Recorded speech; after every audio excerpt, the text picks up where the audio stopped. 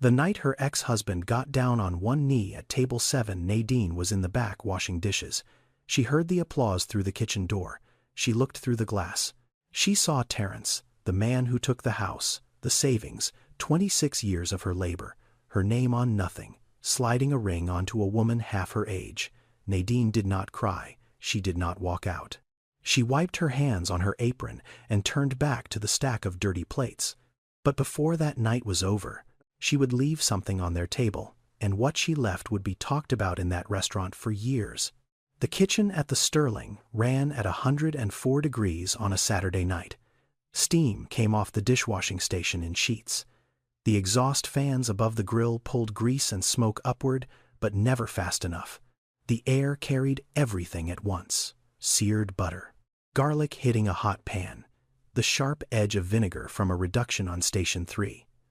Underneath all of it, the chemical smell of industrial soap and water hot enough to leave marks. The Sterling sat on Peachtree Street in Atlanta. Creole Southern fusion, fine dining, 22 years in operation. It had survived 3 recessions, 2 ownership changes, and a kitchen fire in 2014 that shut it down for 4 months. The dining room seated 80. The kitchen held 12 staff on a full Saturday rotation. The dishwasher station sat at the back, closest to the service door, farthest from the pass where plates went out. Nadine stood at that station. She had been standing there since 4 in the afternoon. It was now 9:17. Her hands were red from the water, not sunburned, heat-stained. 4 months of water at 140 degrees will do that. Her apron was white at the start of every shift. By 9 it was streaked with sauce and grease and whatever came back on the plates. Her shoes were slip-resistant black, the soles worn smooth at the heels from standing on tile for 8 hours at a time. She knew the name of every plate in the kitchen. She knew which pans the line cooks needed back first. She knew the turnaround time for a full rack: 8 minutes wash, 3 minutes dry, 45 seconds to sort and stack.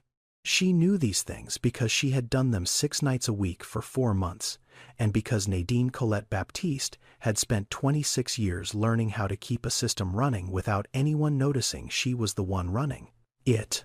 In a professional kitchen, the dishwasher is the lowest position. No one trains for it, no one plans for it, but nothing moves without it. No clean plates means no food goes out. No clean pans means the line stops. The dishwasher is the floor the whole building stands on. Most people in the dining room do not think about the floor. Nadine did not think about the dining room. She thought about the next rack.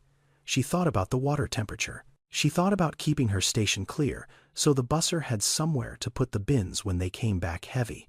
She worked the way she had always worked: quiet, steady, invisible. She had not planned to be here tonight. She had not planned to be here at all. But 4 months ago, planning had stopped being something Nadine Colette Baptiste had the luxury of doing. 4 months earlier, Nadine had been living in a house on Collier Road in northwest Atlanta that she had called home for 22 years.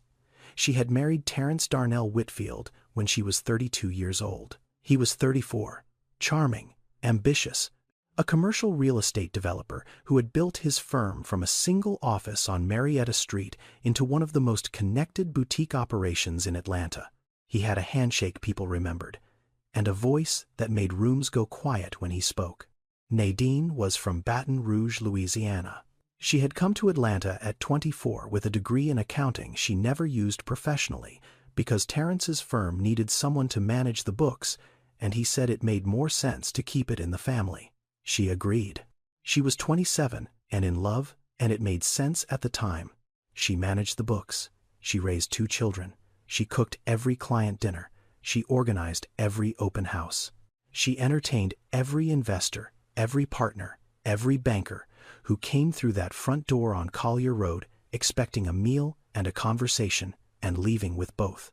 Her name was on none of it, not on the firm, not on the accounts, not on the deed to the house they had lived in for 22 years.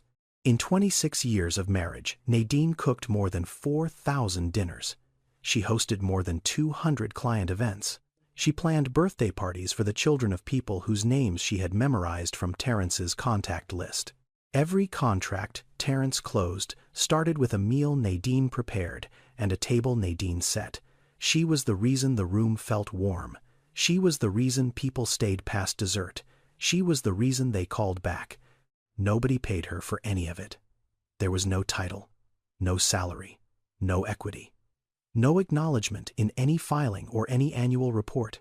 She did not ask for one because that is not how she was raised, and because she believed the marriage itself was the acknowledgement. She believed they were building the same thing. She had brought one thing from Baton Rouge that Terence never touched: a recipe book, brown leather cover, soft from years of handling, 214 handwritten pages, every one filled with her mother's script.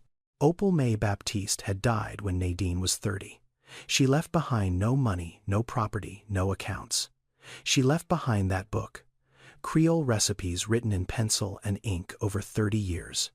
Gumbo, etouffee, pralines, sauces that had no measurements, only instructions, like a pinch of this and enough of that, and you will know when it smells right. Nadine kept the book in the kitchen drawer next to the stove for 26 years.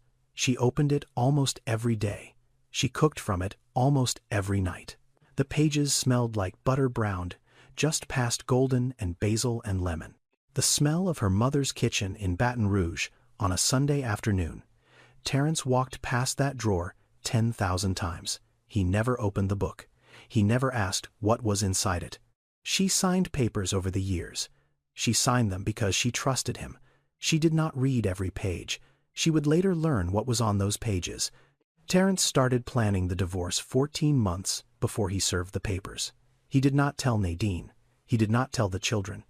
He told his lawyers. He told his accountant. He told Simone Avery, 32 years old, a junior associate at his firm, who had started 2 years earlier, and who saw in Terence what Nadine had once seen before she understood what was underneath. His legal team spent 14 months restructuring everything they could restructure. The house on Collier Road had gone through a refinancing 3 years before the papers were served. The new deed carried one name: Terence Darnell Whitfield. Nadine had signed the closing documents. She remembered the pen in her hand. She remembered the conference room. She did not remember anyone explaining that she was signing the house away. The business accounts were reorganized so that her 26 years of bookkeeping, client hosting, and operational support were invisible in the records. The savings account, $340,000, built over 2 decades, was moved into a trust in Terence's name. The investment portfolio was locked behind a beneficiary designation that named him and only him. Every piece of it was legal. Every piece of it was deliberate. Every piece of it was done while Nadine was still cooking dinner for his clients and still believing they were building the same life. The joint checking account had $9,400 in it. That was the one thing his team did not move. Not because they chose to leave it, because it was a small enough amount that moving it would have triggered a notification before the papers were ready. By the time Nadine's lawyer got involved, Terence's team had a 14-month head start. The lawyer looked at the documents for 2 hours. Then she looked at Nadine. She did not say much. She did not need to. The structure was clean. The transfers were legal. The outcome was already decided before Nadine knew there was a decision being made. $9,400, an old car, her clothes, her mother's recipe book. That was what 26 years came to. The papers were served on a Tuesday afternoon. Nadine was in the kitchen cutting onions for a dinner party she had been planning for one of Terence's investors. She heard the doorbell. She wiped her hands on a towel. She opened the door. The man on the porch handed her an envelope and left. She stood in the doorway and read the first page. She did not read past the first page. She already knew. She went back to the kitchen. She turned the stove off. She put the knife down. She packed one box: clothes, the recipe book, a photograph of her mother she kept in the bedside drawer. She did not pack anything from the living room. She did not pack anything from the office. She put the box in the trunk. She sat in the driver's seat. She did not start the car for 11 minutes. She did not know where she was going. She would figure that out in the morning. Tonight, she drove to a motel on Buford Highway and paid $47 for a room that smelled like bleach and someone else's cigarettes. She set the recipe book on the nightstand. She did not open it. She sat on the edge of the bed for a long time. She had $9,400 in a checking account that would be frozen within the week. She had a car with 143,000 miles on it.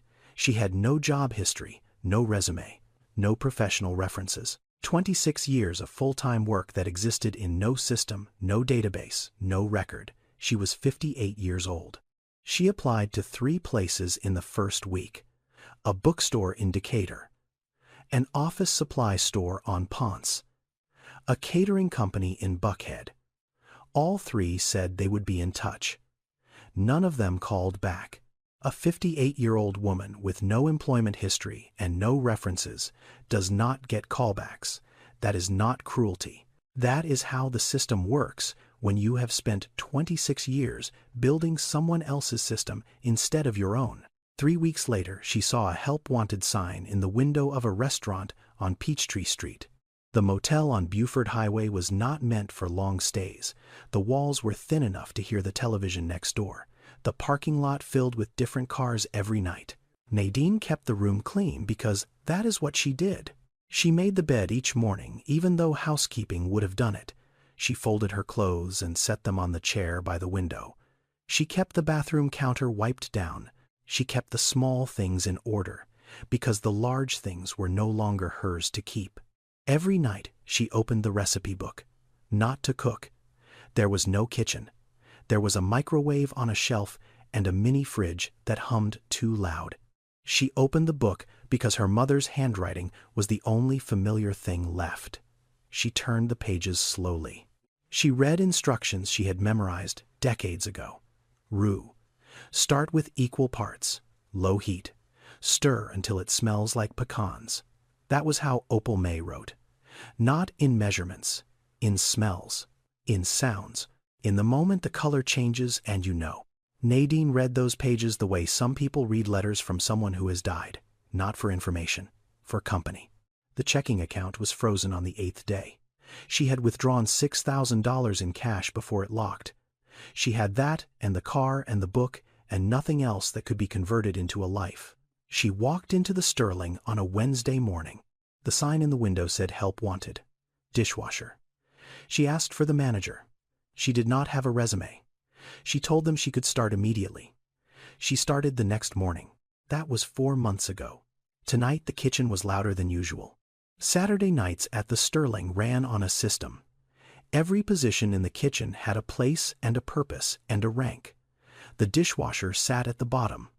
Above the dishwasher was the prep cook. Above the prep cook was the line cook. Above the line cook was the sous chef. Above the sous chef was the head chef. That was the order.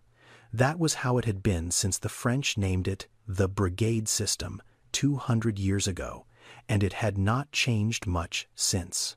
Nadine learned the system by watching it. She watched the prep cooks arrive at 2 in the afternoon and begin cutting vegetables in silence.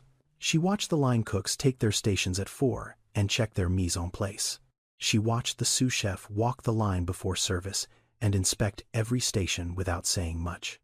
She watched the head chef stand at the pass and call orders and plate food and send it out and never once raise his voice. She learned the rhythm. She learned the language. 86 meant something was gone. Behind meant someone was walking past you. Corner meant someone was coming around a blind spot. Herd meant you understood the order. She filed every one of these into her memory, the way she had once filed client names and dinner preferences for Terrence's business. She started writing things down. In the back pages of her mother's recipe book, past the last written page in the blank space Opal May had never filled, Nadine began keeping notes. How the kitchen moved, what each station needed and when. How the timing worked between appetizers and mains. How a full dining room could be fed in 90 minutes if every person did their part. Nobody asked her to write any of this down.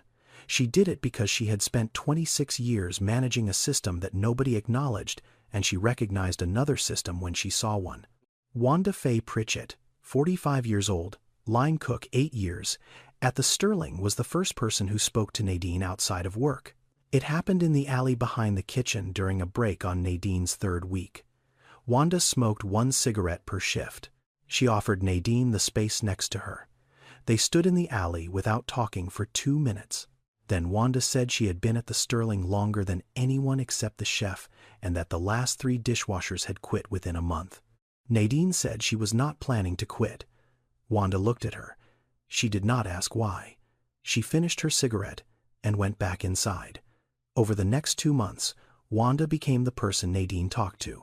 Not about everything, not about the divorce, or the house, or the money, but about the small things, the shift, the menu, the customers who sent plates back, the customers who cleaned their plates and said nothing, which Wanda said was always better than a compliment. Nadine told Wanda about Terrence after 2 months. She told her on a Tuesday night while they were breaking down the kitchen after close. She did not tell the whole story. She told enough. Wanda listened without interrupting. When Nadine finished, Wanda said one thing. She said she was sorry that happened. Then she picked up a bus tub and carried it to the dish station, and that was the end of the conversation. Some weeks, Nadine cooked the staff meal. Every restaurant has one. The meal the kitchen eats together before service starts. It is usually made from whatever needs to be used before it turns. Leftovers, trimmings, the parts of the animal the menu does not want. Nadine made those ingredients into something else. She did not follow the Sterling's recipes. She followed her mother's. She made rice and gravy from scraps. She made a roux from butter and flour and turned it into something that smelled like Baton Rouge on a Sunday. She made cornbread from a recipe that had no measurements, only instincts her hands remembered. Nobody knew where the recipes came from. They just knew the dishwasher's staff meal tasted different. The line cooks ate it without saying much. Wanda ate it and looked at Nadine across the prep table, but did not say anything either. The head chef noticed. He did not say so. He watched her work for 6 weeks before he said a word to her that was not about plates. Clarence Odell Tate was 63 years old. He had been the head chef at the Sterling for 19 years. Born in Savannah, Georgia, raised by a grandmother who cooked for a church congregation of 300 every Sunday and never wrote a recipe down in her life. Clarence started washing dishes at a restaurant in downtown Savannah when he was 17 because he needed money and because the kitchen was the only place that would hire a boy who had dropped out of school.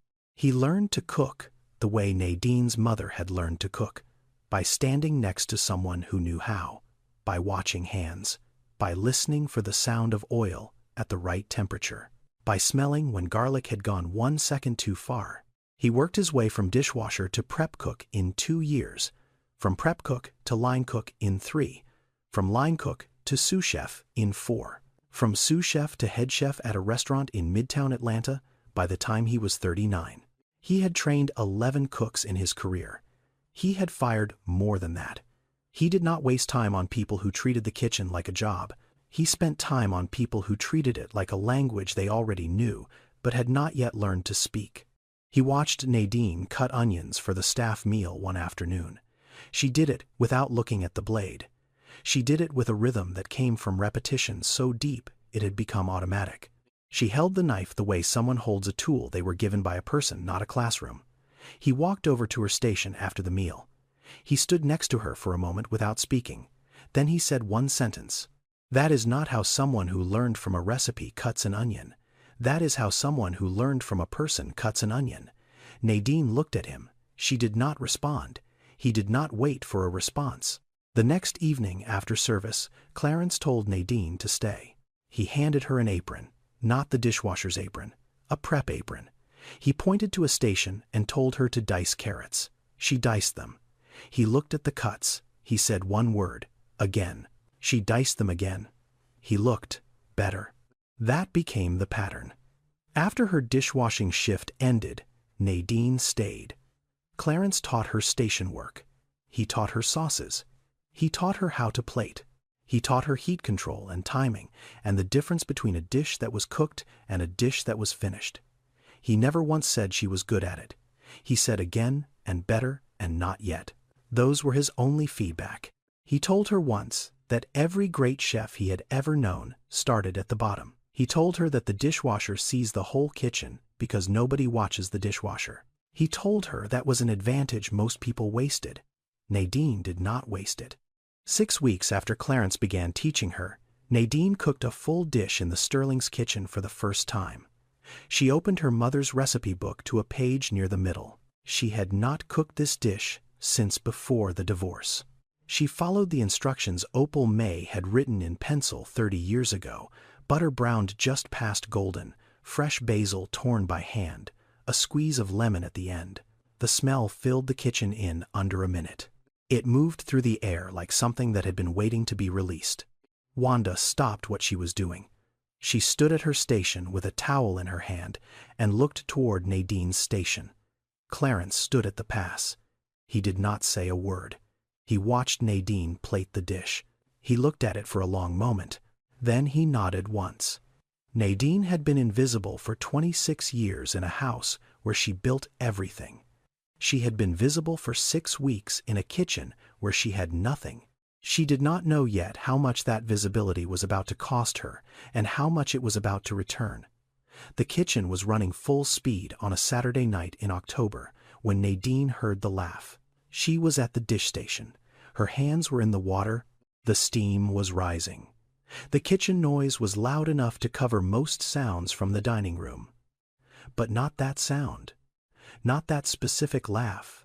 She knew it the way you know. A sound that has been in your house for 26 years. It was not loud. It was not forced. It was the laugh Terrence used when he wanted a room to feel comfortable. The one he saved for clients. For investors. For people he wanted something from. She had heard it across dinner tables and living rooms and conference calls for more than 2 decades. She lifted her hands out of the water.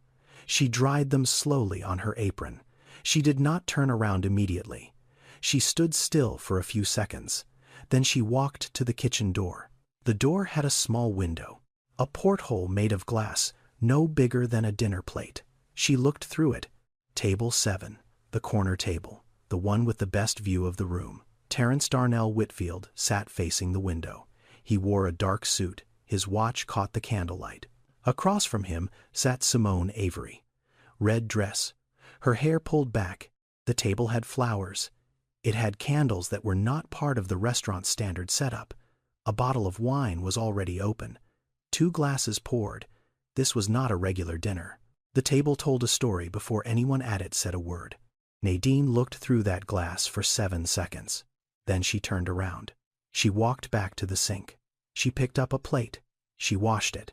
She did not know yet that he was about to get on one knee. She did not know yet that she would be washing the dishes from his table before the night was over. The proposal came at 9:42. Nadine was not looking through the window when it happened. She heard it. The dining room went quiet first. That particular quiet that falls over a room when something is happening at one table that everyone else has stopped to watch. Then a voice. Terrence's voice. Too low to make out the words through the kitchen door, but the tone was unmistakable. The careful tone. The rehearsed tenderness. Then the sound that followed. A gasp from the table. A pause that lasted long enough for a ring to go on a finger. Then applause. The whole dining room. 50-60 people clapping for 2 strangers at a corner table who had just agreed to spend their lives together.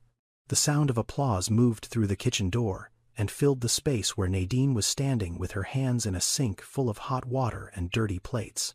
The line cooks kept working. The sous chef kept calling orders. But Wanda stopped. She looked at Nadine across the kitchen. She knew who was at table 7. Nadine had mentioned his name once 2 months ago, and Wanda had not forgotten it. Wanda walked to the dish station. She stood beside Nadine.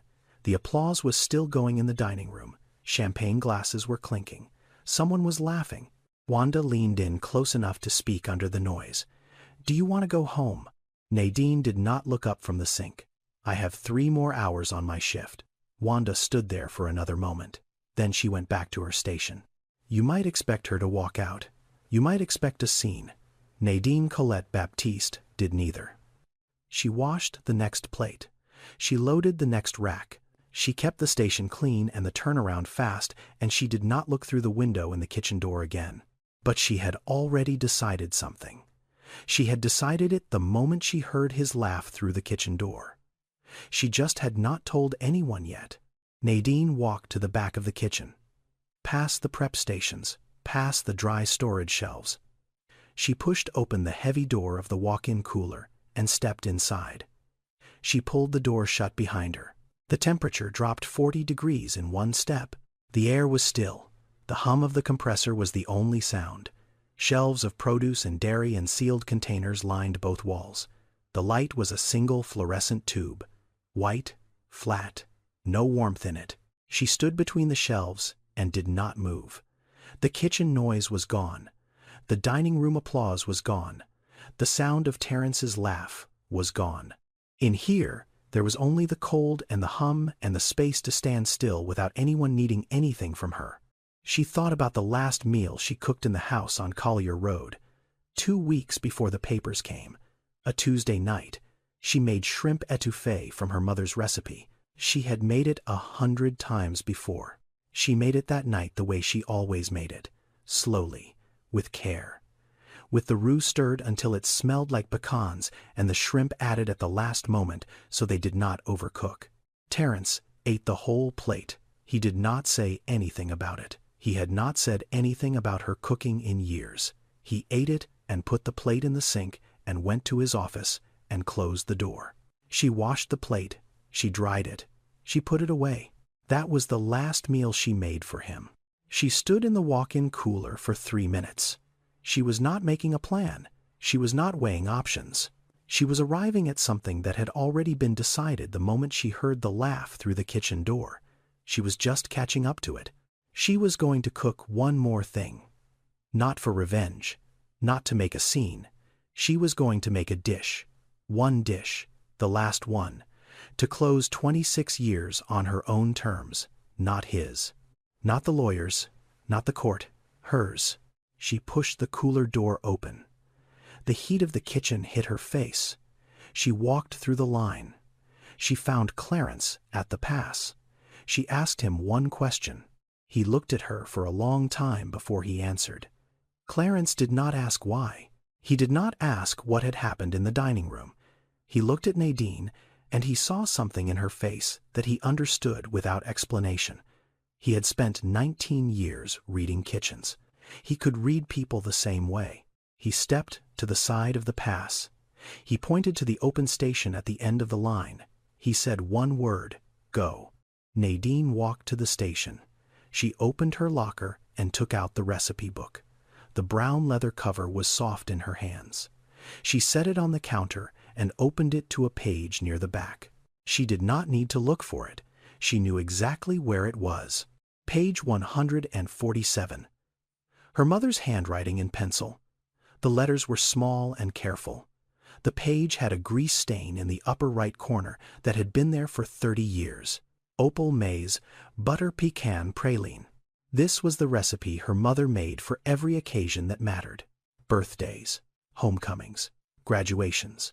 The night before Nadine left Baton Rouge for Atlanta. And 26 years ago, the dessert Nadine had made for her own wedding reception. 64 guests, every plate cleaned. Terrence had told her that night it was the best thing he had ever tasted. He had not said it again in 26 years, but he had eaten it every time she made it. Nadine pulled butter from the cooler, brown sugar from dry storage, pecans from the prep shelf, heavy cream, vanilla, a pinch of sea salt. She laid everything out on the station in the order the recipe required. She did not measure. She did not need to. Her hands knew the amounts the way they knew the weight of a plate and the temperature of water. She put butter in a heavy pan over medium heat. The butter melted. It foamed. It began to brown. The smell rose off the pan and moved through the kitchen. Butter going past golden into something deeper, something amber. The smell her mother's kitchen carried every Sunday in Baton Rouge. She added brown sugar. The mixture bubbled. She stirred with a wooden spoon in slow circles. The sugar dissolved into the butter, and the color shifted. Light brown to dark amber to the edge of copper. This was the moment that separated a praline made from a recipe and a praline made from memory. You could not set a timer for it. You had to watch the color and smell the change and pull the pan at the exact second before the sugar crossed from caramel into burn. Nadine pulled the pan. She added cream. The mixture hissed and climbed the sides. She stirred it down. She added pecans she had toasted dry in a separate pan. She added vanilla. She added salt. She squeezed half a lemon over the top. The smell shifted one final time.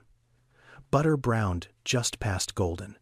The sweetness of pecan and sugar, and underneath the sharp, clean edge of lemon cutting through everything. The smell moved through the kitchen. Wanda stopped plating. She stood at her station and watched. 2 line cooks looked over. Clarence stood at the pass with his arms folded. Nobody said a word. Nadine spooned the praline onto a white plate. She shaped it with the back of the spoon the way her mother had taught her. She let it cool for 90 seconds. She reached into her apron pocket and pulled out a small piece of paper. She wrote something on it. She folded it once. She placed it beside the praline on the plate. She did not show anyone what she wrote. She set the plate on the pass and looked at Wanda. Wanda looked at the plate. She looked at Nadine. She picked it up without a word and carried it through the kitchen door into the dining room. Table 7, the corner table. The main course plates had already been cleared. The champagne bottle was half empty. Simone was looking at the ring on her finger. Terence was leaning back in his chair, with the look of a man who believed everything was going exactly as he planned. Wanda set the plate down between them. She set the folded note beside it. She did not say who it was from. She said the kitchen had sent a complimentary dessert to congratulate the couple on their engagement. She smiled. She walked away. Simone picked up her spoon first. She tasted the praline and closed her eyes. She said it was incredible. She asked Terence if he had tried it. Terence picked up his spoon. He tasted it. He stopped. He held the spoon in his hand and did not bring it back to the plate. The flavor moved through him, the way a song moves through a room when you have not heard it in years, but your body remembers every note. He had tasted this before. He knew he had tasted this before. He could not place where. Then he could. He put the spoon down. He picked up the folded note. He opened it. He read it. This was the dessert from our wedding reception. I made it then. I made it tonight. It was always mine. Congratulations on your new beginning, Nadine. He read it again. He read it a third time. He put the note face down on the table. He did not touch the praline again. Simone asked him what the note said. He did not answer. She asked again. He said it was nothing. She looked at his face and knew it was not nothing. She did not ask a third time. $9,400 was everything Nadine had when she walked out of 26 years. This plate cost her nothing to make. The ingredients came from the restaurant's pantry. The recipe came from a book that fit in a locker.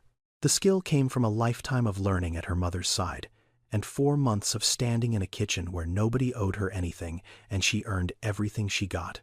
The plate was worth more than everything Terence took. He just did not know how to put it on a balance sheet. Terence called the waiter over. His voice was flat. He asked to speak with the manager. The manager came to the table. Terence asked one question. Who made the dessert? The manager did not know. He went to the kitchen. He asked Clarence. Clarence stood at the pass. He wiped his hands on a towel. He looked at the manager. The dishwasher. The manager brought the answer back to the table. Terence sat with it. He did not ask a follow-up question. He did not ask for a name. He did not need to. He knew who washed dishes at the Sterling now. He knew because a praline made from a recipe that had been in one family for 2 generations does not end up on a plate by accident in a restaurant where your ex-wife works. Simone watched him. She did not understand what was happening.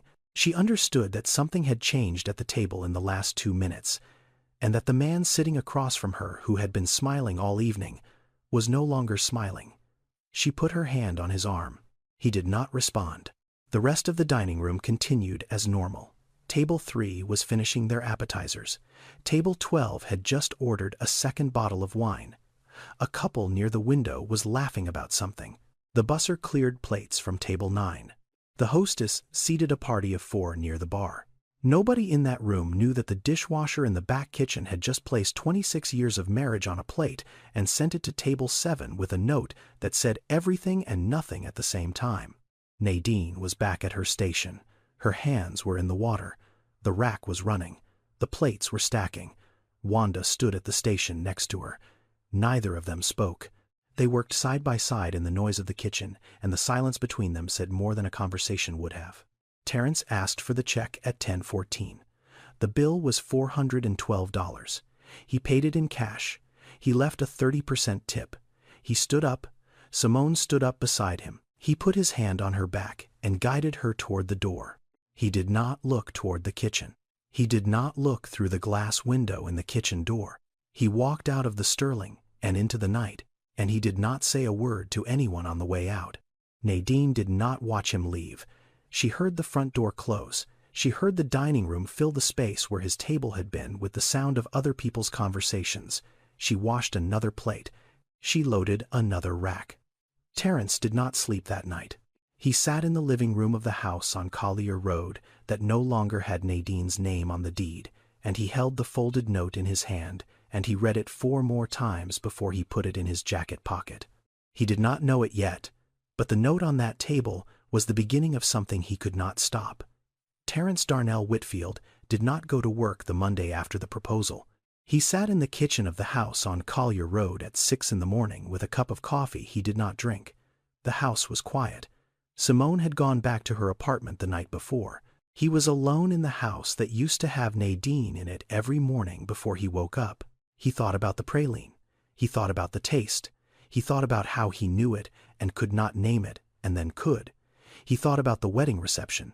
64 guests, every plate cleaned. He remembered telling her it was the best thing he had ever tasted. He did not remember saying it again after that night. He sat there, and for the first time in 26 years, he did something he had never done. He traced backward through the dinners. Not all of them. That would have taken days, but the ones that mattered, the ones that closed deals.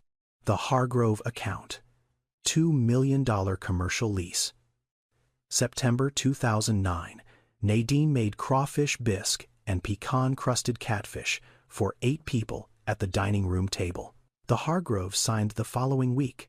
Arthur Hargrove told Terrence at the closing that his wife had not stopped talking about the food. The Jennings development. Mixed-use property in Buckhead. $4.3 million. Nadine hosted the dinner at the house. She made her mother's gumbo. She made cornbread from scratch. She remembered the names of every person at the table, including the lender's wife who had mentioned 3 months earlier that she was allergic to shellfish. Nadine made her a separate plate. The lender approved the financing 2 days later. The Beaumont deal. The Morrison closing.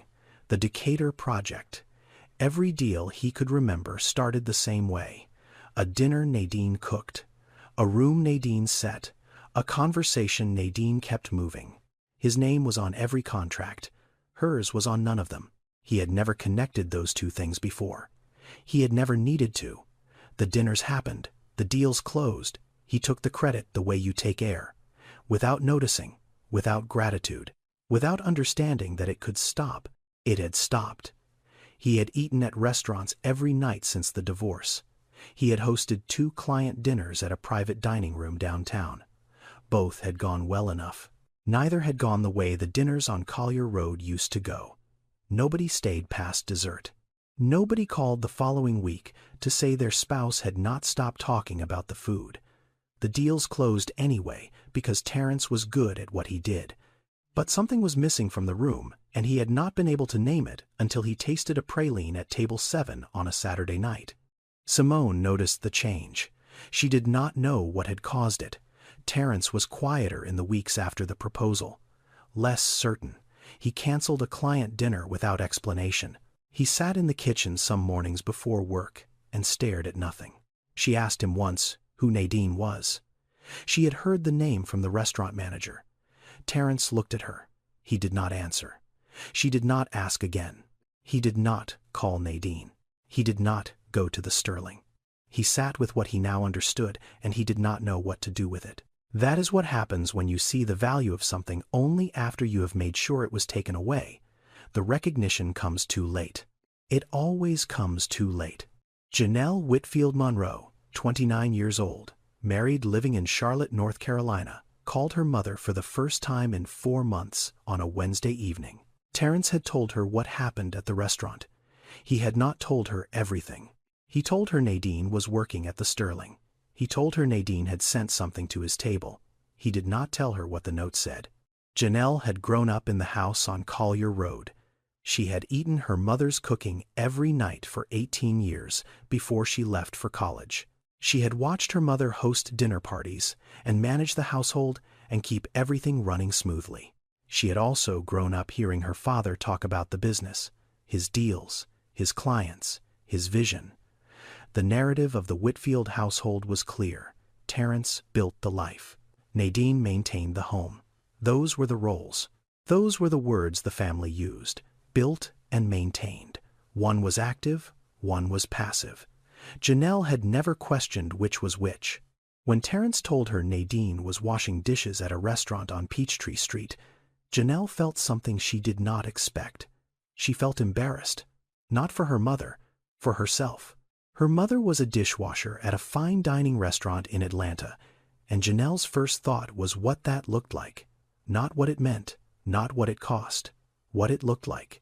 She called Nadine that Wednesday. The phone rang 4 times. Nadine picked up. Neither of them said anything for a few seconds. Then Janelle asked the question that had been in her throat since her father told her, "Mom, why are you washing dishes?" The question was not concern. It was not worry. It was the voice of a daughter who had been told her whole life that her father was the engine and her mother was the scenery. Nadine answered without hesitation, "Because someone has to, and because I am starting over." Janelle did not know how to respond to that. She said she would call again soon. She did not call again for 3 weeks. But something had shifted. In those 3 weeks, Janelle did something she had never done before. She started asking questions. Not to her mother, to her father. She asked about the house. She asked about the accounts. She asked why her mother's name was not on the deed. She asked why her mother had no retirement savings after 26 years of marriage. Terrence told her the lawyers had handled everything. He told her the arrangement was standard.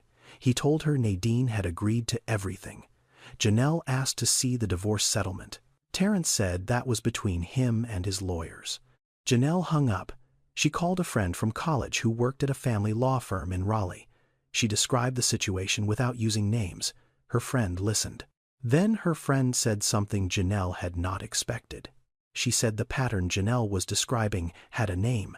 She said it was not uncommon. She said it was the kind of thing that looked legal on paper and looked like something else entirely when you understood what had actually happened. Janelle did not call her mother back for 3 weeks. When she did, her voice was different. 6 months after the night at the Sterling, Nadine was no longer washing dishes. She had moved to prep cook 8 weeks after the proposal night. Clarence had put her name forward. The sous chef had tested her on station work and passed her. 2 months after that, she moved to the line. She ran the sauce station. She ran it clean and fast and without mistakes. The kitchen staff had stopped calling her the dishwasher. They called her by her name. In a professional kitchen, moving from dishwasher to line cook in 6 months is not common. It is not unheard of either. It happens when someone arrives with skills they learned somewhere else, and the kitchen is smart enough to recognize it. Nadine had 26 years of cooking behind her. She had a recipe book with 214 pages of technique. She had hands that knew heat and timing and flavor the way a musician knows a scale. What she did not have was professional language and professional structure. Clarence gave her that. The rest she already carried. Pearl Aniston was 70 years old. She had owned the Sterling for 22 of those years. She was the first black woman to own a fine dining restaurant on Peachtree Street.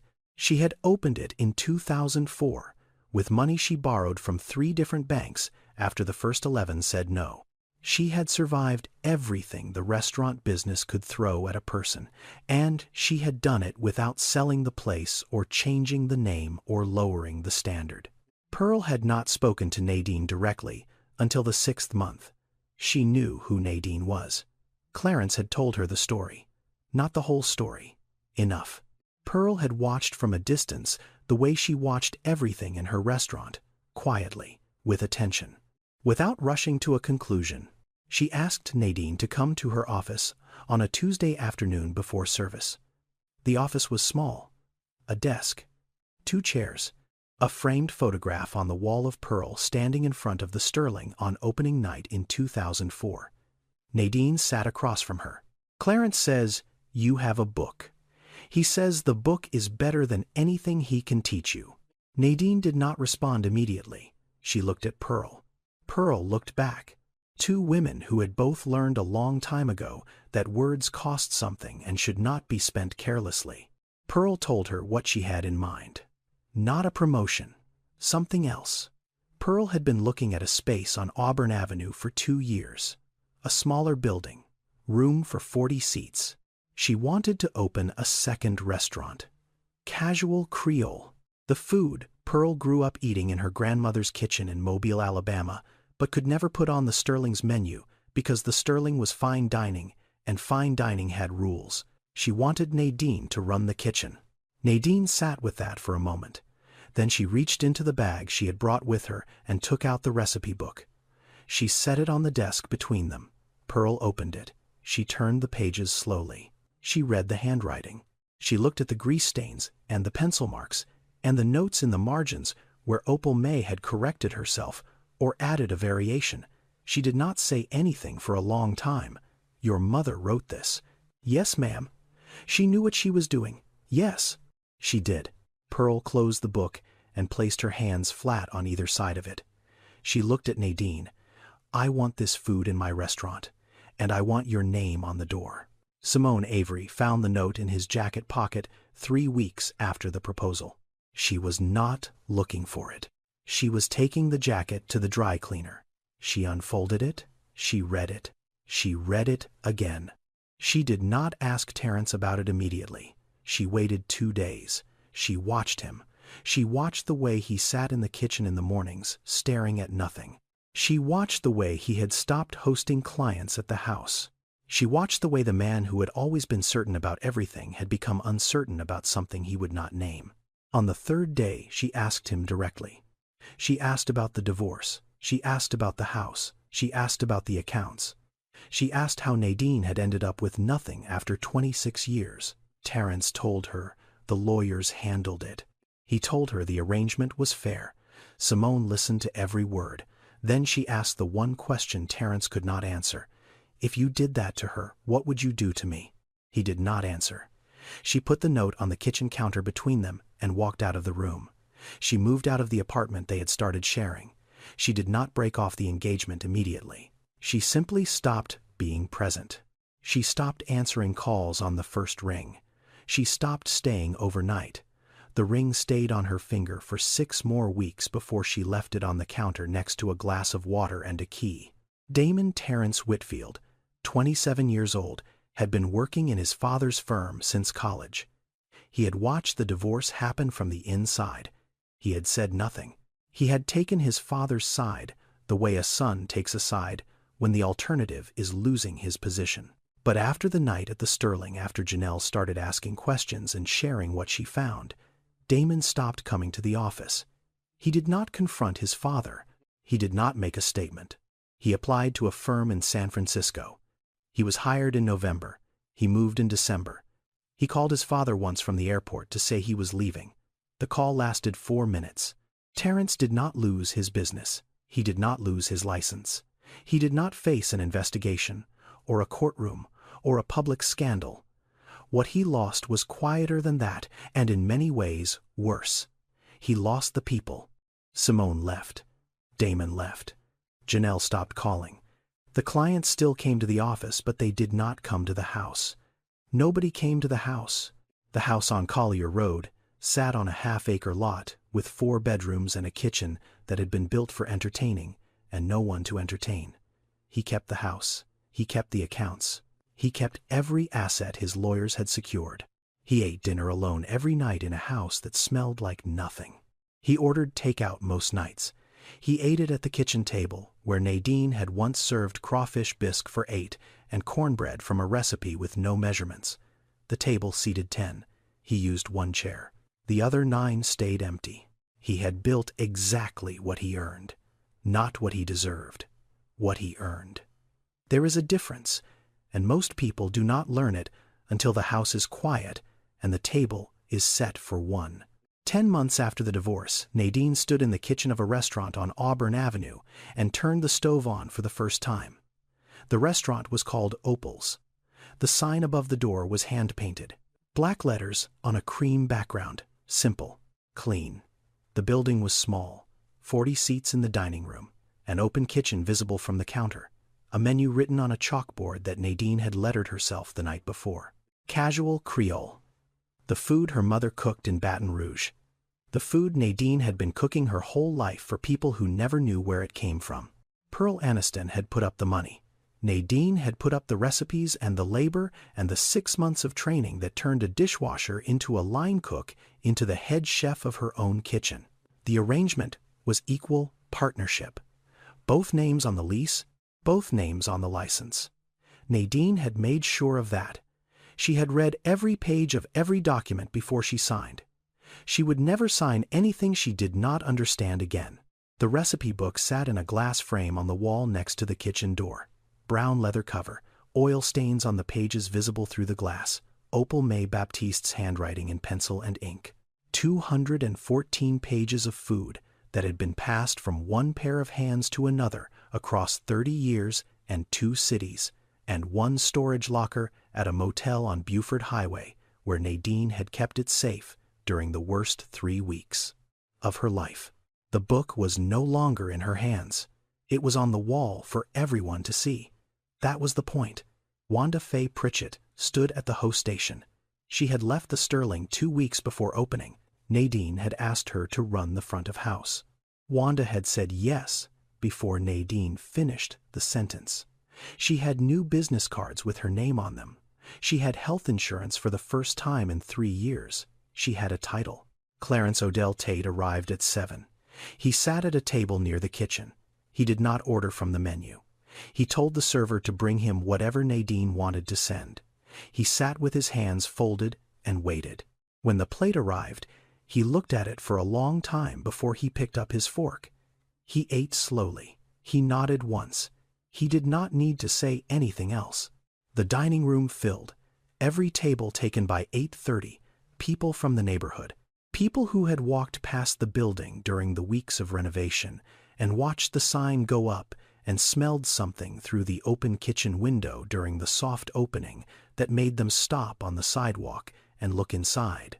The smell of butter browned just past golden and basil and lemon moving through every room and out the front door into the street. Janelle arrived at 8:45. She had flown from Charlotte that afternoon. She had not told her mother she was coming. She stood in the doorway of the restaurant and looked through the room toward the kitchen. She saw Nadine behind the counter, apron tied, hair pulled back, hands moving, plating food, calling orders, running a kitchen the way she had always run everything, with precision, with care, without asking for recognition. Janelle had seen her mother in a kitchen 10,000 times. She had never seen her like this. She had never seen her mother in a room where what she did was the reason the room existed. She walked through the dining room to the kitchen door. Nadine looked up. She saw her daughter. Neither of them said anything. Janelle stepped into the kitchen and stood beside her mother and looked out at the full room. They stood together in the doorway, a mother and a daughter. A room full of people eating food from a book that had survived everything because the woman who wrote it knew what mattered, and the woman who carried it had finally found a place to open it. $9,400 and a recipe book. That was what Terrence thought he left her with. He thought he left her with nothing. He left her with a mother's handwriting and 26 years of knowing how to feed people who mattered. Terrence took the house. He took the savings. He took 26 years of her labor and structured it so her name was on none of it. He kept every asset. He kept every account. He kept the deed and the title and every document his lawyers had prepared. And he still missed the thing that mattered. Some people spend their whole lives taking. They acquire the house, the accounts, the documents. They believe that what can be written on paper is what counts. but they cannot acquire what someone carries inside them: the way they cook, the way they love, the recipes their mother wrote by hand in a kitchen that smelled like butter and basil, and something warm underneath that you could never quite name but would recognize anywhere. The things that cannot be put on paper are often the things that matter most. And by the time you realize it, the kitchen is empty and the table is set for one. If this story reminded you that what you carry inside you is worth more than what anyone can take from you, send it to someone who needs to hear that right now. Here is the question. If someone took 26 years of your work, your house, your money, your name on nothing, and then sat in front of you at a restaurant celebrating a new life while you washed their dishes, would you make them one last plate? Or would you let them eat something they did not deserve? Leave your answer below, because this one is going to divide the room. One more thing before you go. This story is fictional, but the patterns inside it are not. Financial abuse in marriages is real. It is documented. It is more common than most people think. The invisible labor of women who run households and raise children and build their partners' careers without recognition is real. It has economic value that rarely appears on any balance sheet. If any part of this story felt familiar to you, know that there are resources available and that starting over at any age is not a failure. It is a decision. Protect your name on every document you sign. Know what you are signing. That is not distrust. That is self-respect. Subscribe. See you in the next one.